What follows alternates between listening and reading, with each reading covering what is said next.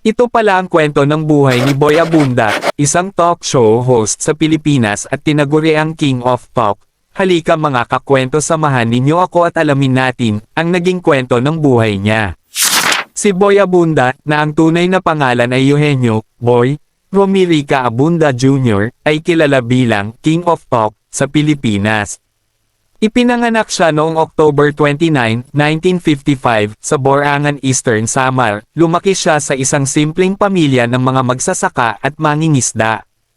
Ang kanyang pagkabata ay nahubog ng payak ngunit matibay na pagpapahalaga mula sa kanyang mga magulang na sina Eugenio Sr. at Licerna, Nanay Laying Abunda. Maagang buhay at pakikibaka. Noong bata pa si Boy Abunda sa Samar, aktibo siya sa mga paligsahan sa pagbigkas at spelling bee sa paaralan. Lumuwas siya ng Maynila upang mag-aral sa Ateneo de Manila University, ng kursong Business Management, katuparan ng pangarap ng kanyang ama na makapag-aral siya sa parehong paaralan na pinasukan ni Jose Rizal. Ngunit biglang nagbago ang kanyang buhay nang pumanaw ang kanyang ama habang siya ay nasa ikalawang taon sa kolehiyo. Dahil sa matinding kahirapan, napilitan siyang huminto sa pag-aaral.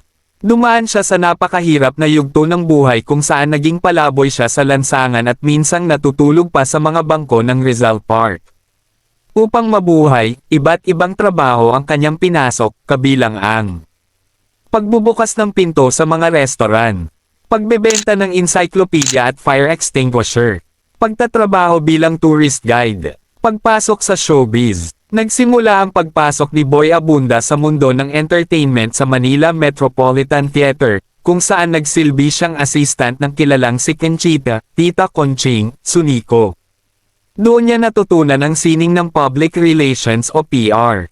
Noong 1989, itinatag niya ang Backroom, Inc., na naging isa sa pinakasikat na talent management agency sa bansa. Hindi niya orihinal na balak maging TV host dahil insecure siya noon sa kanyang probinsya nung punto at itsura. Ngunit nagkaroon siya ng pagkakataon sa telebisyon nang hikayatin siya ng isang executive ng GMA Network na si Bobby Barrero na subukan ang pag-host habang nagtatrabaho siya bilang PR consultant. Ang King of Talk. Nakilala si Boy Abunda bilang isa sa pinakamahusay na talk show host sa Pilipinas dahil sa kanyang mga matagumpay na programa. Sa GMA Network 1994 hanggang 1999, nag-host siya ng Show at Tell at Star Talk. Sa ABS-CBN 1999 hanggang 2022, lalo niyang pinagtibay ang titulong King of Talk sa pamamagitan ng mga programang The Buzz, Homeboy, The Bottom Line, at Tonight with Boy Abunda. Pagbabalik sa GMA noong 2023 hanggang kasalukuyan, siya ang host ng Fast Talk with Boy Abunda. Personal na buhay at advokasya.